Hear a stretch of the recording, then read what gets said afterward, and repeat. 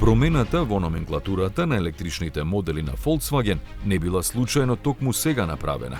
Доста брзо откако ги представи Polo и Cross, се појавија вести и за Golf, помалиот Everyone кој би можел да се вика Up или Lupo, електричната верзија на T-Roc и за Tiguan, кој ќе го замени ID4. Но тоа не беше се. Продолжувајќи наново да ја пишува својата електрична иднина, Volkswagen ја дополни приказната и со Touareg. Како што знаеме, Volkswagen планираше идната година да го пензионира големиот кросовер без директен наследник, за да може повеќе да се фокусира на помалите модели од него.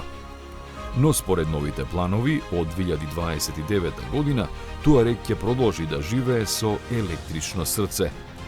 Сосема логично, бидејќи актуелниот модел во сите три своји генерации имаше заеднички гени со Porsche Cayenne, чија електрична верзија веќе е скоро готова, така што на концернот нема да му представува никаква мака да ја преоблече под знакот на VW.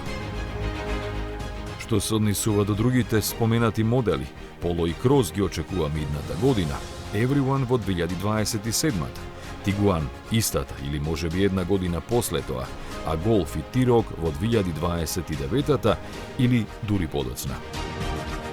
Volkswagen вкупно има испланирано 10 нови електрични модели за лансирање, кои како и досега ќе го носат префиксот ID, но место бројка ќе имаат познати имиња.